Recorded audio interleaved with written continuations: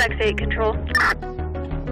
2X8. Respond on a missing child at 1314 Angel Street. See the woman? 10-4, 10-17. 1702.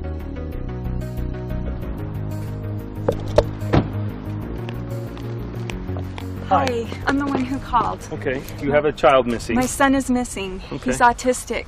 He can't Okay. speak very well, and I'm just worried sick about him. Okay, what's your son's name? His name is Stephen. And how long has he been missing for? He's been missing for about a half an hour. Okay, I've looked everywhere. I can't find him. all right. You've searched your own house. I have, and I've run up and down the street. I just don't know where he is. Okay, I've got some other officers coming. We're going to start circulating the area and see if we can't find him. Have you checked with his friends? He doesn't have any He friends. doesn't have any friends? No. Are you Heidi?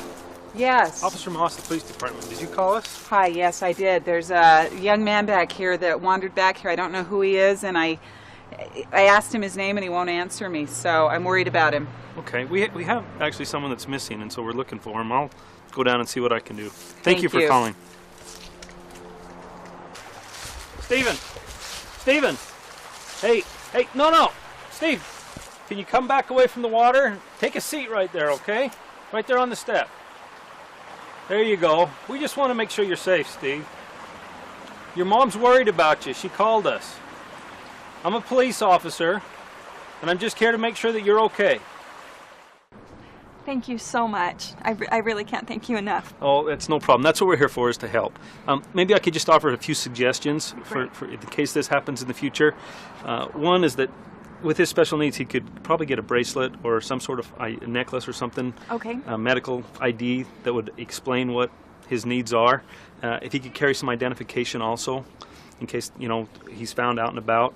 And then if you could contact our dispatch and let them know of his needs, they can flag the address, and we can put emergency contact information in there in case for some reason we can't get a hold of you. And then just let your friends and neighbors know what's going on so that they can help out also with this. Oh, great ideas. Thank you very much. You bet. Good luck. At some point, most of us have or will be called to a situation that involves a person with autism. Autism is one of the fastest growing developmental disabilities in our country. Our ability to recognize and understand autism may provide a safer resolution to a call for service. Autism is a neurologic disorder, a developmental disorder, that affects an individual's ability to communicate effectively, to interact and socialize appropriately, and they also have repetitive behaviors, obsessions, perseverations. Recognizing characteristics of autism can be difficult. Generally, there are no distinguishing features. What you can look for are certain cues and gestures. Watch for the person's body to rock or flapping motion. Avoidance of eye contact is another indicator. Some people with autism will repeat what you say. This is called echolalia. What's your name? Name. Do you know where you live? Where you live. Where you live. Do you have a phone number? Have phone number. Have phone number.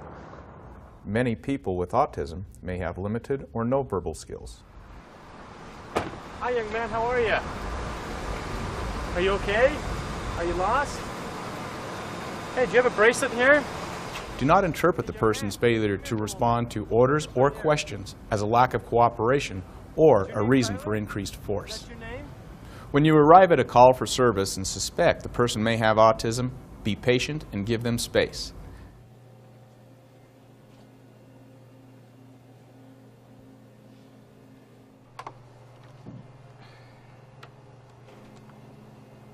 Yes, this is Jill from the Quickie Mart. There's a man in my store that's acting strangely. He's walking around opening up items and eating them and putting them back on the counter. He's making me very nervous. Yeah, I'll stay on the line.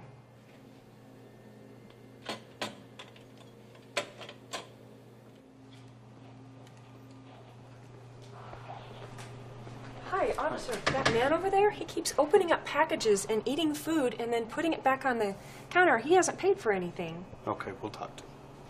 Hey, you can't eat that. Put the chips down, sir. Put everything in your hands down on the ground. Drop everything. But these are my chips! Drop them down! Put them down. down. These are my chips. Drop Put them! the chips down. Put them down! My chips.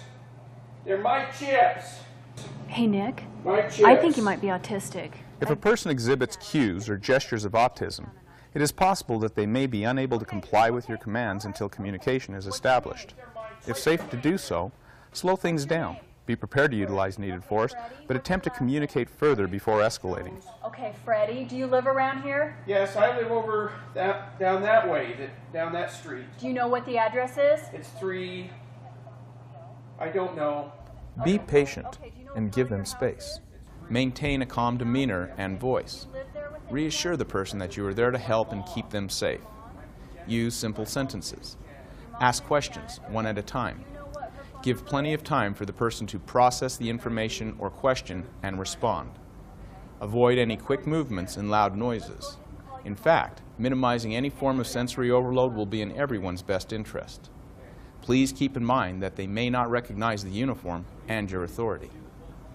Once the situation is controlled, then a disposition could be decided, whether that be a citation would be issued, the person transported to another location, or the person being released.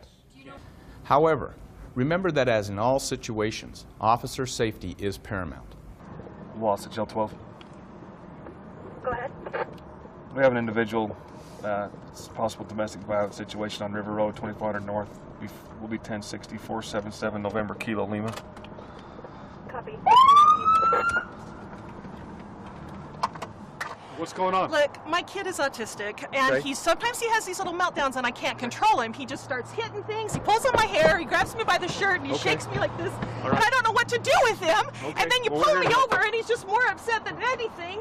And I don't know what to do with him. You know, this Okay. doesn't happen all the time, but when it All does, What's his what name? am I supposed to do? His name is Austin. His name's Austin. His name is Austin. He's 14. Okay. And Austin, get back in the car.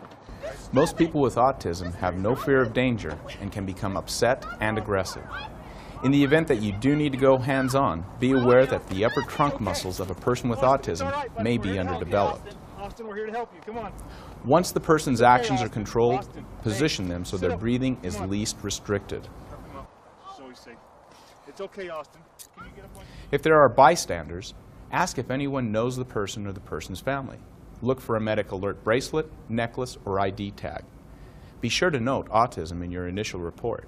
A parent of a child with autism has an uphill battle at being able to manage their child's needs and keeping that connection. And I'm so amazed day after day as I work with parents and how loving and dedicated they are to their child, and they are just the #1 advocate for their child, even though they go through so much every day because of their child. According to the Centers for Disease Control, autism affects as many as 1 in every 150 children in the United States. Therefore, it is estimated that 1.5 million Americans may be affected with autism. Also, government statistics suggest the rate of autism is rising 10 to 17% annually. Some of your fellow officers are parents of children with autism. When he was younger, we could kind of tell something was up with him. We weren't sure what it was, and then when he was in 2nd grade, we had the doctors tested him, and he was diagnosed with autism. With a lot of disabilities, you can see it. You can see it off the get-go, or they're, like if they're blind or deaf or something like that, there's some definite impairment. And with autistic children, every child varies on the degree of autism, and it's not apparent at all. And so you'd have to actually get to know the person, even if it's just for a few minutes, before you kind of knew what you were dealing with. Travis is quite repetitive in some of the things that he does. With some of his autistic behaviors, does the same thing over and over. Plus, he can be a little aggressive. So, come here, please. Come here, please. I'm a picture Rowan. He can be aggressive, and as you can see, he's almost twice my size. So, and he has a little brother who is smaller than him, so it can present a problem at times. Not a problem. With Travis, he doesn't understand rules all the time or directions, so that's why it's important for people, I guess, to try to understand. I understand that. I This understand. training that we're trying to do with police officers, it's, we're accustomed to people doing what we tell them to. How it affects your family life, how it affects everything affects it drastically. My son is 5 years old, just started kindergarten. We didn't find out or notice until he was probably around 3 years old that there was something different about him. When we found out that he was autistic, it came as a bit of a surprise. What we quickly began to realize about my son and other people who have children who are autistic is that those children, their actions are often misinterpreted. And from a law enforcement perspective, when I encounter someone who acts aggressive towards me or begins to touch or grab or feel at me, immediately it sets off in me a trigger to arrest that person, to take them into custody because something is wrong. It is my hope, knowing what it's like to have an autistic child, that law enforcement nationwide will realize or start to identify these habits in children and adults, that when someone comes up to you as being nonverbal but maybe doesn't appear to be intoxicated, high, or other, that you open your mind to think, is there some type of special need with this child or this adult? Is that why they're touching at my hair or poking at my shirt? I know from a situation that I had as a deputy where we had to take an autistic gentleman into custody who was at the age of 19, that none of us had encountered this situation before. And had we known, had I known what I know now about autistic children, we would have dealt with that differently. Not that we dealt with it wrong, but differently. But being the parent of an autistic child, knowing the great love that children with autism have, and that's what you'll find with autistic children, is that they're more full of love and life than most people you ever meet, and to treat them kindly.